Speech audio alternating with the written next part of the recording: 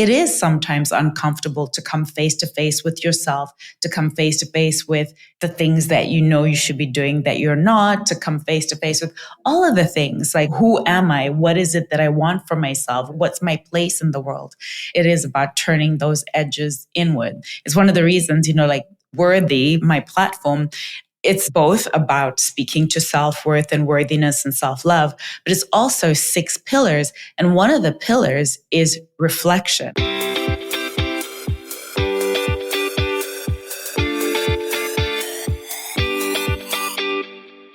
Hey, it's Renee.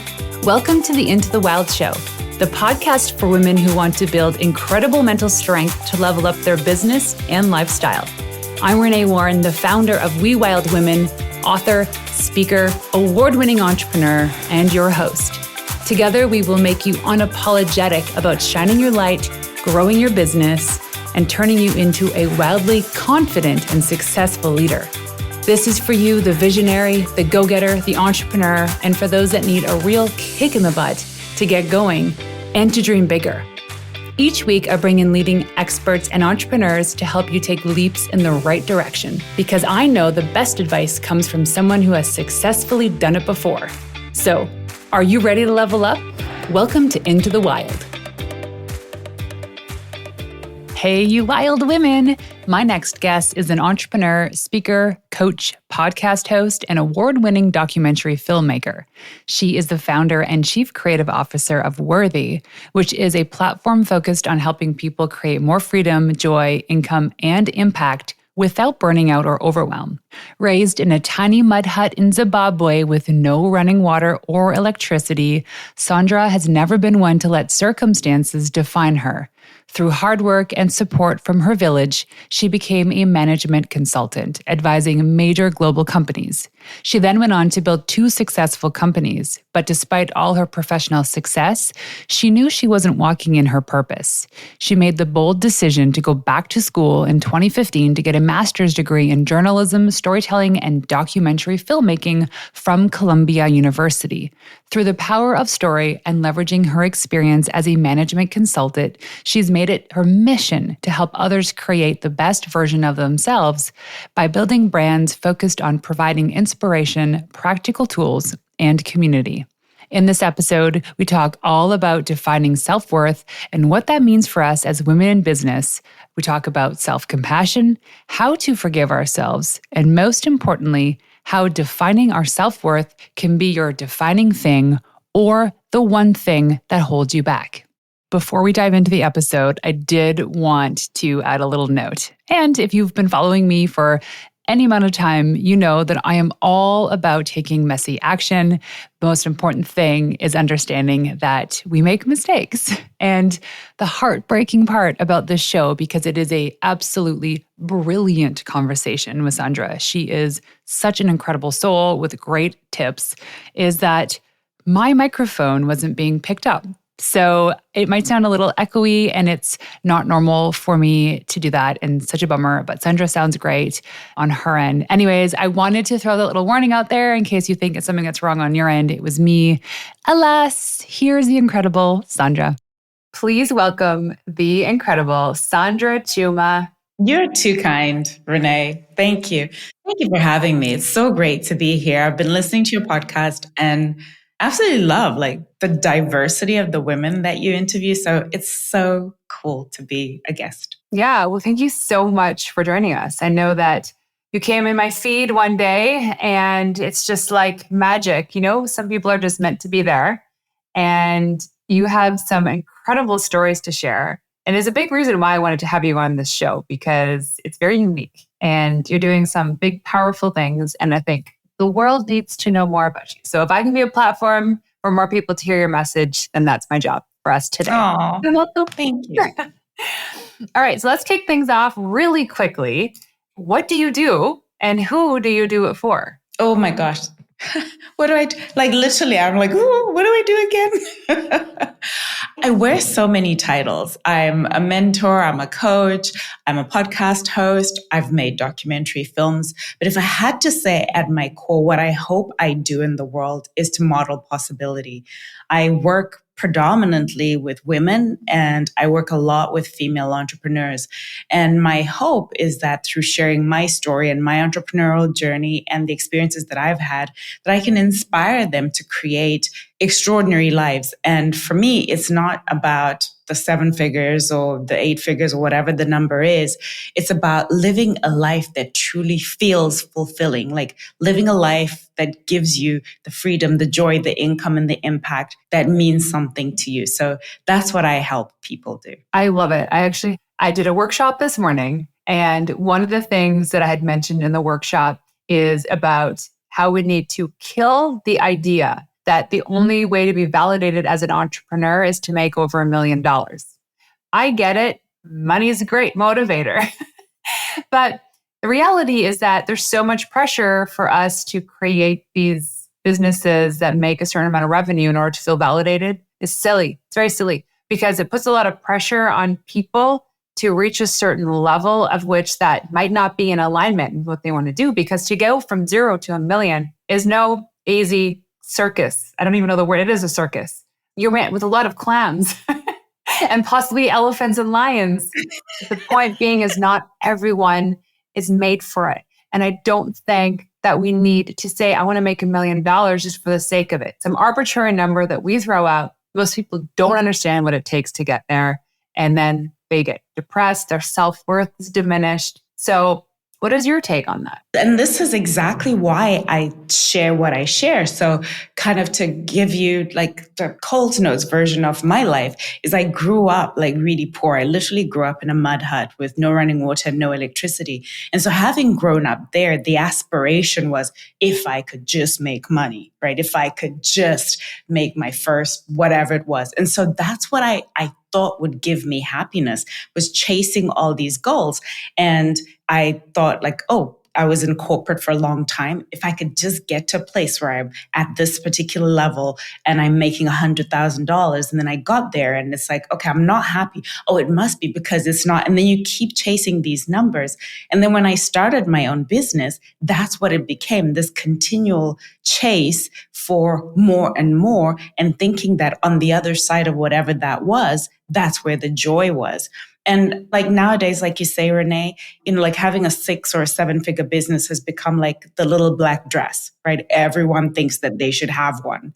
And yet it truly is about what does happiness mean for you? Because you, as you said, building $1 million business is not for the faint of heart, as I experienced. I burnt out not once, but twice in building a multiple 7-figure business.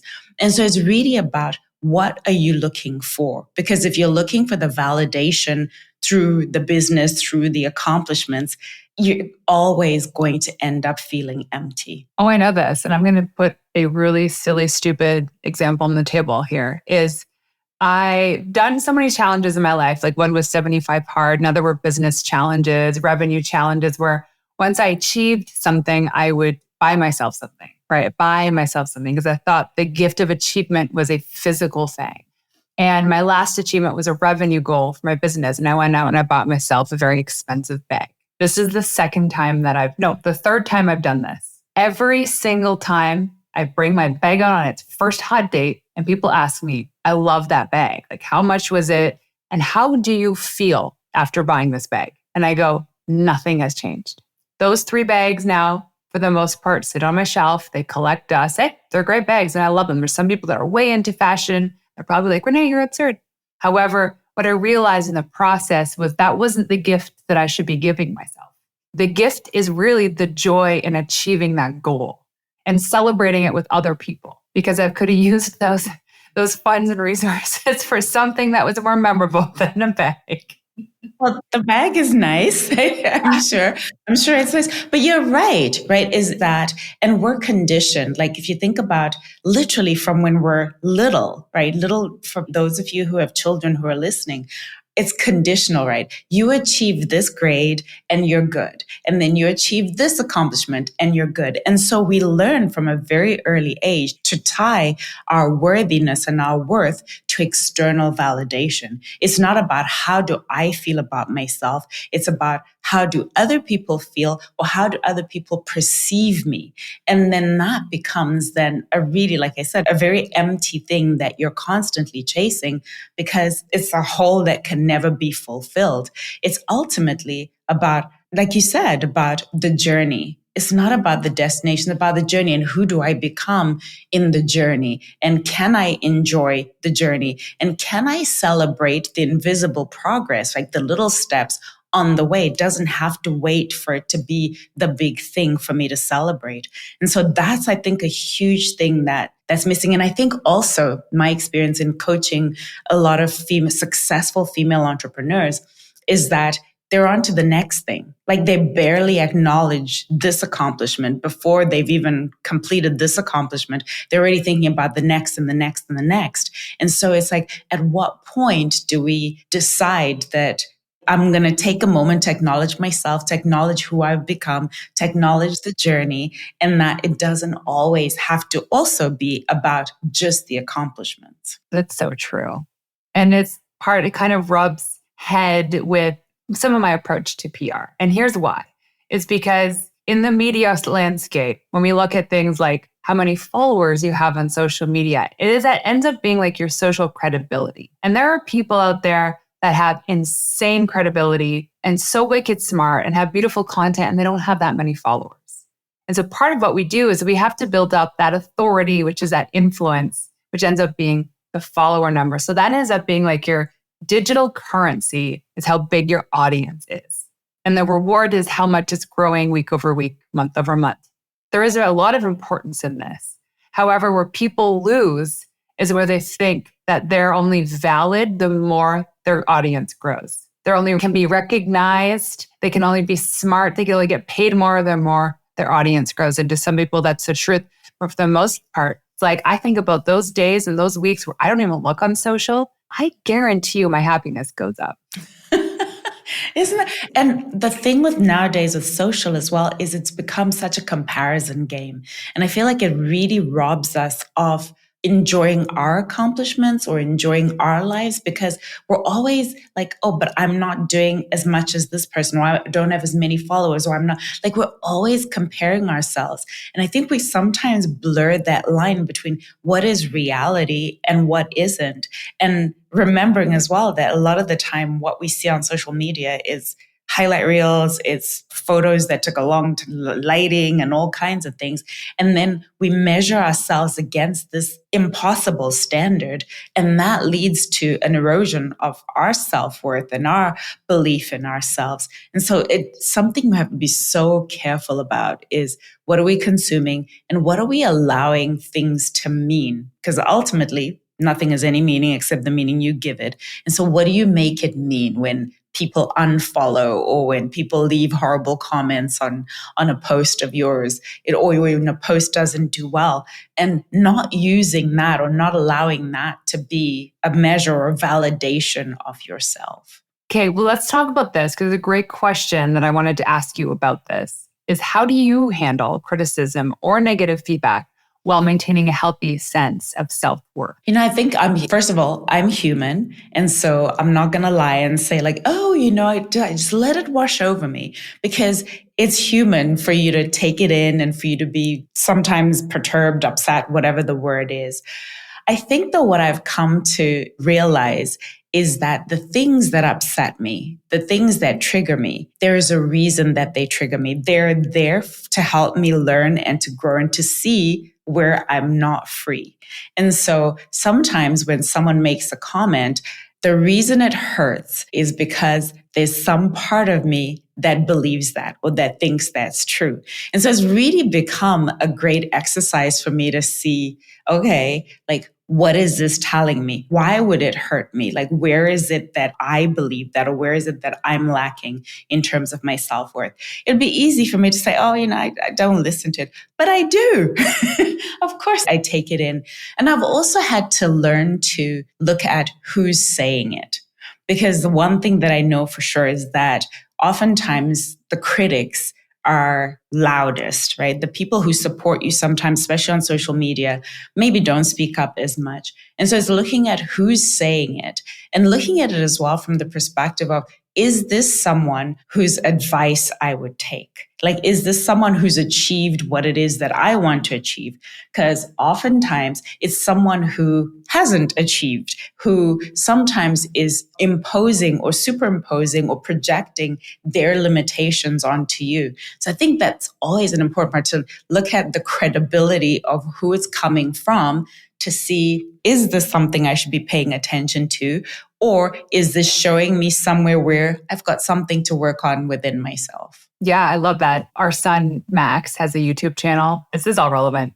And he's getting a lot of comments on his content. He's got like 2,500 subscribers. He gets like thousands of views on his shorts. It's hilarious. Wow. But he gets hundreds of comments.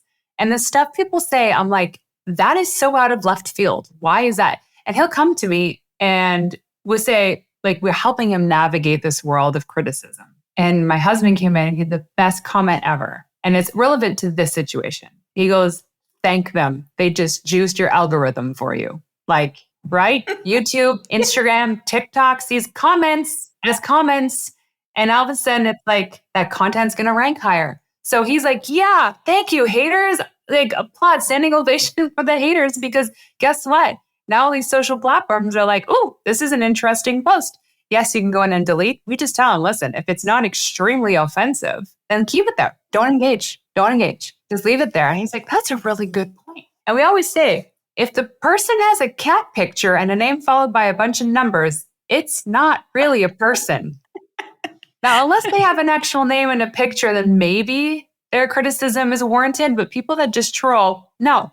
You can thank the trolls for feeding your algorithm. You're absolutely right. In that, what I've heard is that the algorithm sees when someone says a negative thing or a negative comment, that it actually boosts you, because then it's like, oh, controversy. But like you said, it's like, I often wonder about the people who troll. And I'm like, how miserable must your life be that this is what you do? Like, how much time do you have on your hands? And so, yeah, it really is about looking at who's saying it. And okay, some things, yes, just, okay, over my head. Yeah, some things just really don't deserve the time. And what a beautiful lesson your son is learning at such a young age. Maybe I need to come to him for like some YouTube lessons to grow my channel.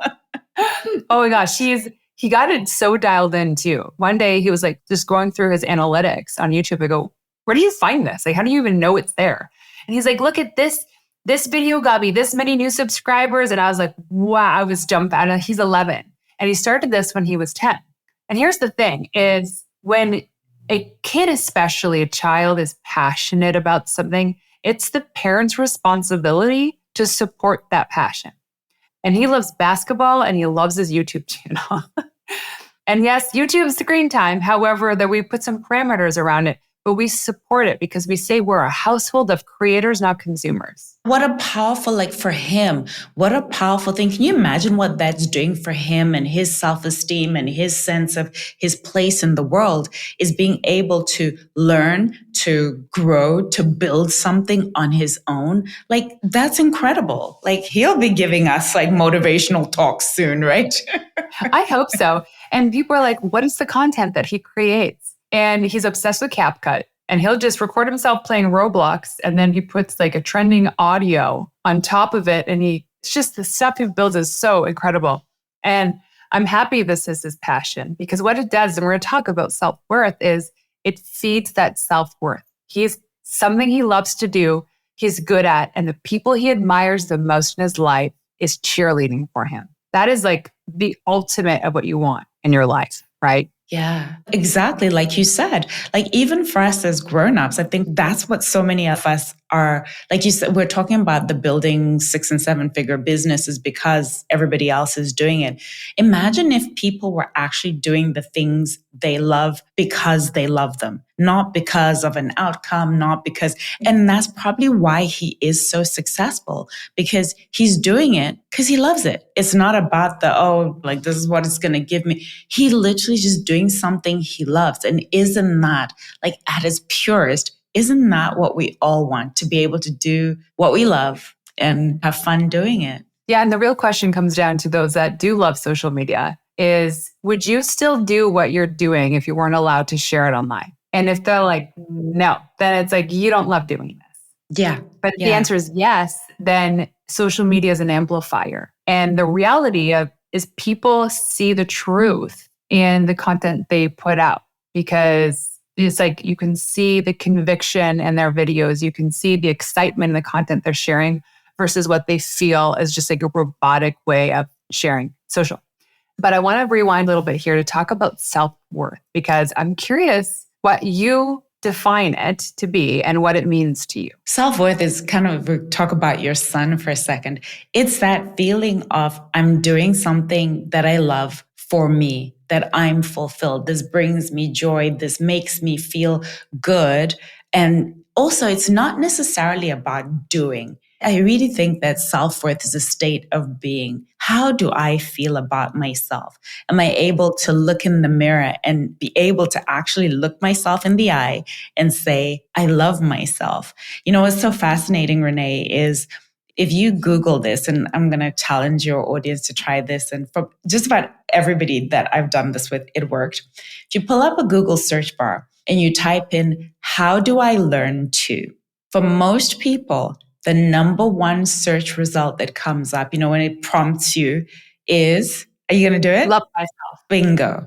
Can you believe that? We live in a world where people are literally turning to Google to figure out how to have the most important relationship in your life, which is with yourself. Can I tell you my other love song? That shocked me. So the next one, how do I learn to code? How do I learn to type faster? How do I learn to draw, speak Spanish, ride a motorcycle, crochet, trust myself, and drive? Isn't that insane? That in the top 10, we're asking Google, how do I love myself? How do I learn to trust myself? It's like that speaks to how little we've learned about what does it truly mean to love ourselves and how do we love ourselves? And going back to what we're saying at the beginning is so many of us have learned to tie our self-worth to external, to the accolades, to the achievements, to the business, to something outside of ourselves, when really what we're looking for is a relationship with ourselves, to learn to love ourselves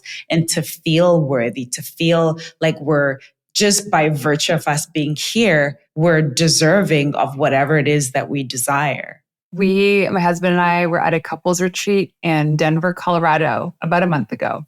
Or maybe, I don't even know when we went. A month ago.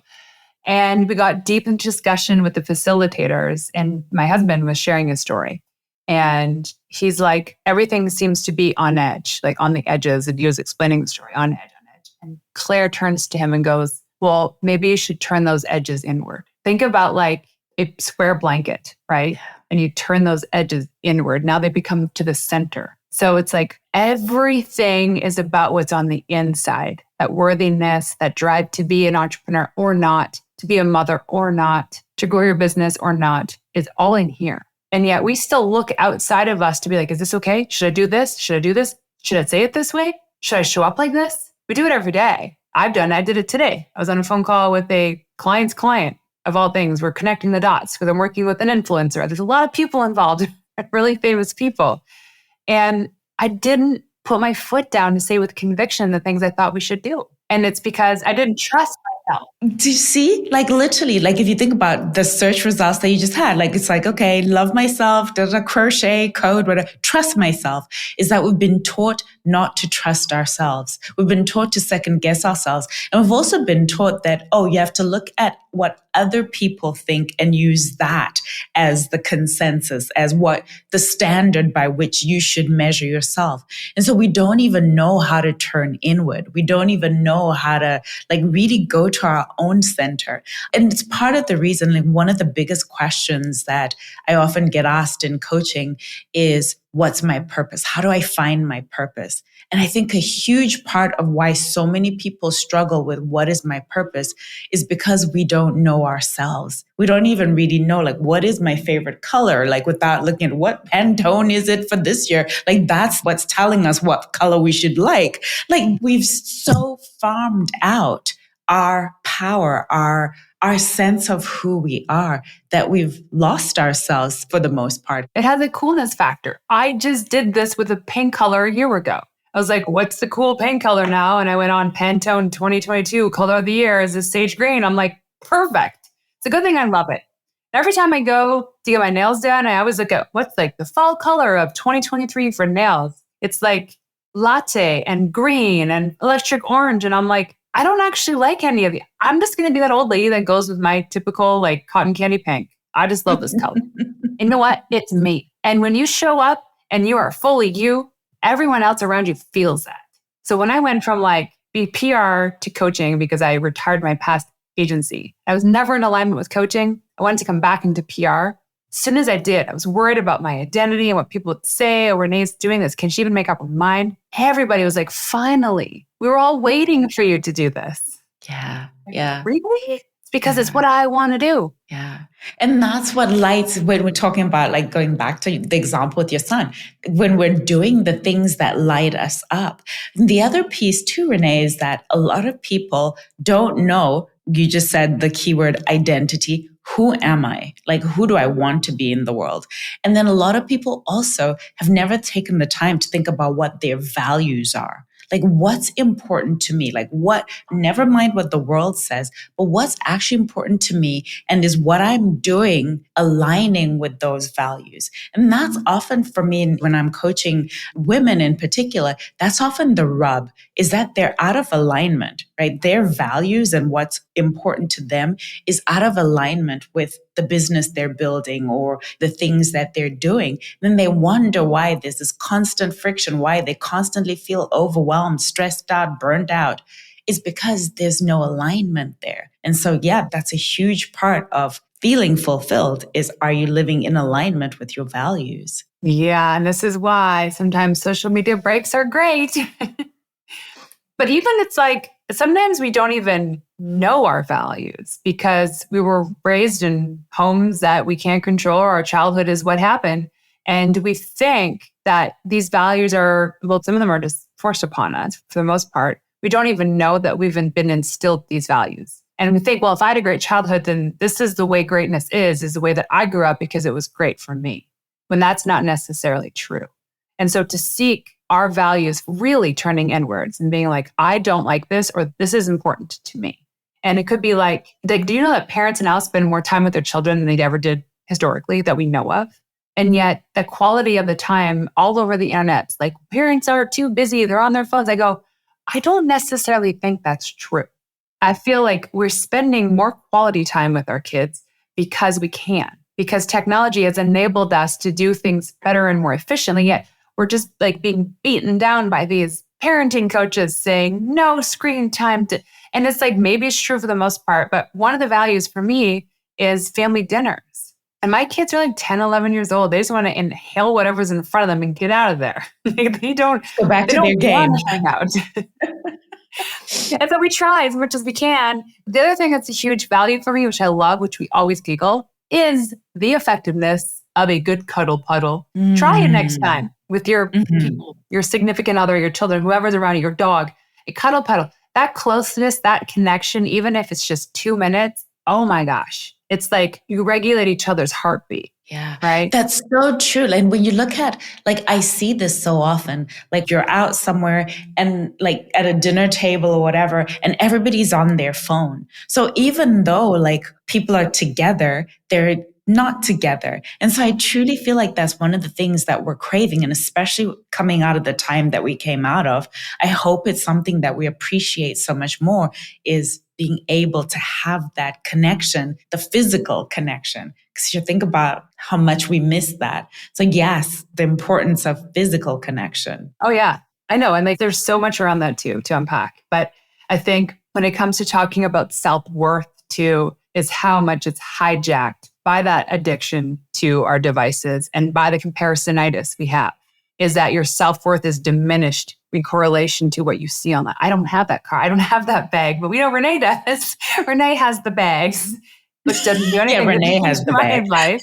They don't have this friendship. And it's like you said, it is the people that might be upset with you, those trolls that come out, is their public declaration of how much they dislike you is actually just a reflection of what's going on inside. They haven't turned those edges inwards yet, and they need to, and they don't want to because it's going to be painful. It's uncomfortable. It's the reason most people don't do it, because it's so much easier to farm out our responsibility, to farm out our unhappiness, to farm out our happiness as well, to think that we can get it from something outside of ourselves.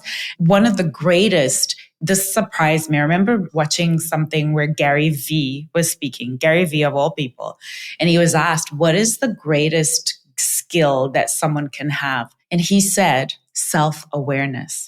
And I was so intrigued by that, because so many people are so unself-aware, right? People don't want to spend the time in reflection because, like you said, it is sometimes uncomfortable to come face to face with yourself, to come face to face with the things that you know you should be doing that you're not, to come face to face with all of the things like, who am I? What is it that I want for myself? What's my place in the world? And so I agree that it is about turning those edges inward, and spending time is one of the reasons, like Worthy, my platform, it's both about speaking to self-worth and worthiness and self-love, but it's also 6 pillars. And one of the pillars is reflection, because I realize that success comes from being able to spend time with yourself in reflection.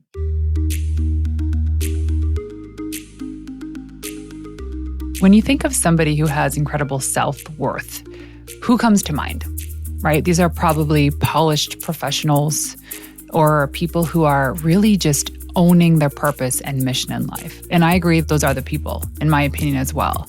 People that have the self-worth are the ones that are super compassionate about what they do, and they're also not afraid to show it. They create boundaries that don't restrict other people's, but allow other people to have the best access and the best version of themselves. I was going through a long journey in discovering myself and really raising my self-worth and my self-compassion. And it took me 5 years. It got to the point where I was so busy trying to be something else for everybody else that I was forgetting about myself. And this in and of itself is a huge reason why a lot of female entrepreneurs don't take that leap or take the chance to actually increasing their authority for their personal brand and in their business. The reality is, with what we're doing today, especially with business and promoting our company, is it really comes down to personal brand. You don't have to go out and spend millions of dollars or thousands of dollars on a personal brand strategy. But what you need to do is have that self-worth enough to build that audience, to create that network and have that following for your personal brand, for your business's brand, so that you become the default go-to expert for your industry. People are inviting you to be on their podcast. You're pitching the media and they're saying yes. They want to talk to you. So even if you're still considered, quote, a nobody in your own mind, but you are super passionate about what it is that you do and you're good at it, people do want to talk to you. You don't need to have all of the confidence in the world. All you need to do is take one little leap in the right direction to get the ball rolling. And this is why working with me at my Authority Booster Intensive, which is your PR VIP day, is such a, quote, easy solution, because I help guide you and navigate you through the maze of what it means to get media exposure and how you can get on more podcasts for your brand, for yourself, whether you're launching a program, a book, a course, a product. This is a program for you. All you have to do is head on over to wewildwomen.com/VIP day. That's wewildwomen.com/VIP day. So I was having this conversation with my husband, who always has to be on the phone when we're in the car. He's got to be talking to someone. And he's like, you know what I learned the other day is that you should be sitting in your car in silence sometimes. And I'm like, Dan, I do that every day. He's like, what? I go, drive the kids to school. We play our music in the morning. We have a playlist every day. We pump each other up. As soon as I drop them off, 90% of the time, I'm in silence. I won't listen to anything. And I will talk to myself. So people on the outside think I'm on a phone call, but I'm on a phone call with my mind. And let me tell you, it is the best form of talk therapy. Because like sometimes you're really angry about something and you just talk to yourself, you talk it out. And by the time you get to your destination, you're like, woof, I'm good to go. I'm Next. done. And isn't it such a great way as well to problem solve, like actually giving yourself that brain space, giving your mind, your subconscious mind, that space to process? Because we're so bombarded constantly. We live in a world where we're constantly like in distraction. And so giving yourself that space, that time to just be with yourself, like it's such a gift. I love being with myself. I would love to be with you too. Okay. So anyway, I do too. I love alone time. And it is a value of ours. Like every week, my husband and I each have our nights where it's like we can do whatever we want. And I just usually, I'm like, I want to be alone. I don't want to look at my phone. I just want to have bath. And we all have different things we want to do with our free time. But I enjoy my own company when I'm not like PMSing. Because I don't like that her that I have to hang out with in those 2 days. Yeah, that time doesn't count. No, I'm like, you were such a man. But all this self-worth talk is really, really want to like come back full circle to living really all out. And in my world, it's all about building authority, right? So you got to put yourself out there to build that authority, to be on podcasts, to get on stages, to speak your truth. And all of that, because you do this really well, is how important is that self-worth to growing your authority? It is the key.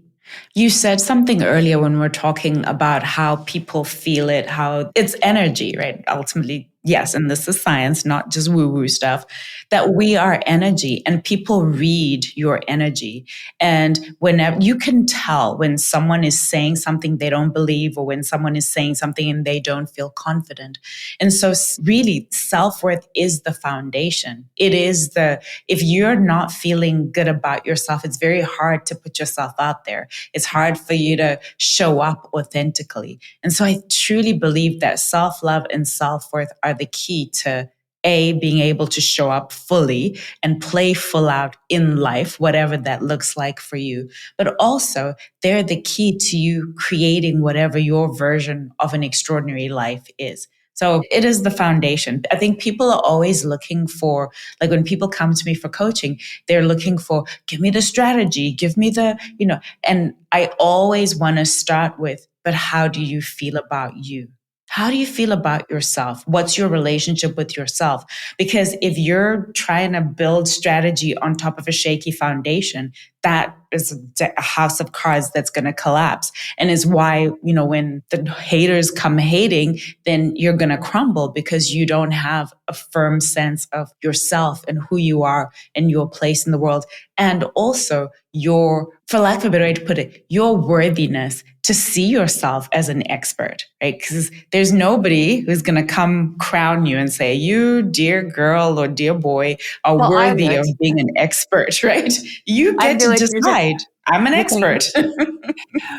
It's so true. Oh my gosh. In all this, so we're talking about worthiness. And I got something really cool that you launched a couple of months ago. Tell us about this thing. What is it? I launched an app. It's something that I've been working on for a while. And it's actually something that I wish someone had given it to me. It was actually inspired by a coaching client of mine where we'd meet every week and I'd coach her. And she said to me once, she's like, oh, I wish I could have in between our coaching sessions, I wish I could have you in my pocket. I wish I could just tune into a message or something from you, like on the days when I'm feeling down or even when I'm just having a good day and I just want to step into being inspired. And so that actually inspired me to create the app. And what the app is every day you get what I call a daily love note. And it's equal parts a loving kick in the pants, inspiration, motivation, but also practical and applicable tools for you to actually create the life that you want. I also have meditations on there. I have self-hypnosis on there because what I really believe is part of the reason why so many people struggle is at a subconscious level, we hold beliefs that are counter to what our conscious mind is saying. So it's the reason why you might consciously think, oh, I want to whatever it is. I want to build my business. And then you find yourself self-sabotaging. It's because there's a conflict between your conscious mind and your subconscious mind. So with my brand, I'm really looking at bringing together tools, inspiration, motivation, all of the things to actually practically help you, things that you can apply to bring together the left brain logic and consciousness with the right brain, which is all about your intuition and feeling and all of that, and bringing it together so that you can create an extraordinary life. So launched that app and it has all of that on it. And what's it called? It's called I Am Worthy. So you can search for it. It's available both on the Google Play Store and Apple App Store. And you just look for I Am Worthy. And for anybody who wants to try it out, who's like, who's this girl and what's she talking about? There's actually a free trial. So you get to sign up, try it for free, and you can cancel at any time. There's a monthly subscription, an annual subscription. And included as part of that, I actually do monthly live coaching workshops, masterclasses on different topics related to whatever it is that is coming up for a lot of people in the community. I love that. Well, thank you so much for bringing that to the world. I started, I think, snooping around like the download and sign up the other day. But all this talk about self-worth got me realizing I got to go hit the gym because I started this program today. And let me tell you what it's called. It's called the 25 Hard-ish. So have you heard of 75 Hard? I heard of 75 Hard. Yeah, I see my friend and I and Jessica, we're doing this thing called 25 Hard-ish because it's kind of hard, but it's not as hard as 75 Hard. We have to do one 45-minute workout. And with 75 Hard, the rule is you have to do 2 a day. One has to be outside regardless of weather conditions. And ours is like 45 minutes once a day, but you have to sweat. Good enough. 100 sit-ups, which could be part of that workout. Don't take 45 minutes to do 100 sit-ups, so it defeats the purpose. To read 10 pages of a book, drink 3 liters of water, follow a diet, no sugar, no alcohol, 140 grams of protein. That is 25 Hard-ish. And you started it today? Today is day 1.5. See, I didn't have sugar or alcohol yesterday, but I didn't do the other things. But I say that's progress. That is progress. And that actually is, for anybody who's listening, because one of the other things that I'm certified in is as a habits coach, that is actually one of the greatest ways to lock in a habit is to celebrate. Even the half progress is we don't celebrate ourselves enough. And research says that one of my mentors has been studying behavior for 30 years. And he says that's one of the things most people struggle with is celebrating ourselves. So celebrate the small progress, celebrate the small milestones, celebrate the invisible progress on the journey to whatever it is, because that's all going to help you. Well, and here's the thing too. Progress now is like checking off this checklist. At the end of the day, I don't know how many items are on here. 1, 2, 3, 4, 5, 6, 8 items. Okay. Progress is one thing is done is check, check, check. Progress is also committing to this, sharing it with somebody, creating the checklist, sharing it publicly. Committing is also understanding the quote that is now my favorite quote that is literally on repeat in my brain every single day now is one day or day one. And how your day one doesn't have to be perfect. Like yesterday could have been my day one, but I didn't work out because we were traveling all day. And I could have, but I didn't. But it was still my kind of day one. I'm not going to discount it that I didn't start it because I still made a conscious effort to do the other things. And I think what stops people from taking their day one is because they make it so complicated. And then you have to check off this big list and it has to be this big thing when they're not starting with those little steps. So people would be like, Renee, why aren't you just doing 75 hard? Why?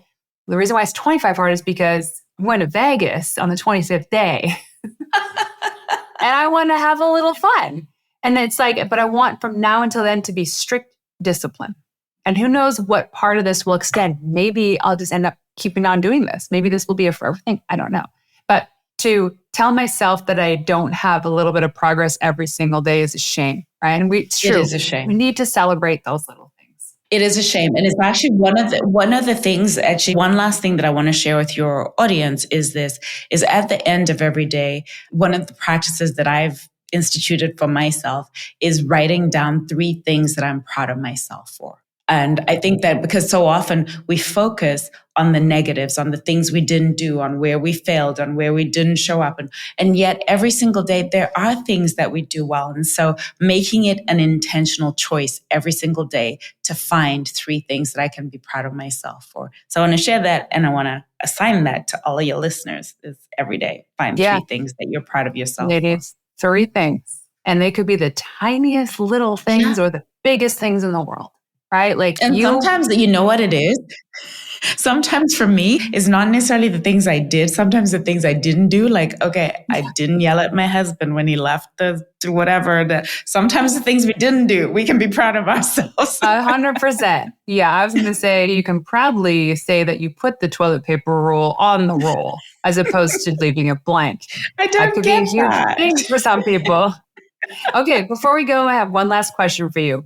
What does it mean for you to be a wild woman? Oh, for me, it's about living a fully expressed life, being the highest, truest version of myself. That, for me, is being a wild woman. I love it. And you are so wild. Sandra, if people want to go online to find you, where can they go? I hang out a lot on Instagram. So my handle on Instagram is sandra.chuma. And you can also find me at IamWorthy.com. Cool. All that is in the show notes. Sandra, thank you so much for joining us today. Thank you for having me. So there you have it. Thank you for tuning in to another episode of Into the Wild. To make this girl happy and to help reach other women who are dreaming of starting their business, please leave us a 5-star review on iTunes and everywhere you listen in. Also, if you want to find me in the wild, check me out on Instagram at Renee_Warren. That's RENEE_WARREN. And leaving you with one of my favorite tips of all time, the best advice you could ever receive is from someone who has successfully done it before you. Until next time, ladies, peace out.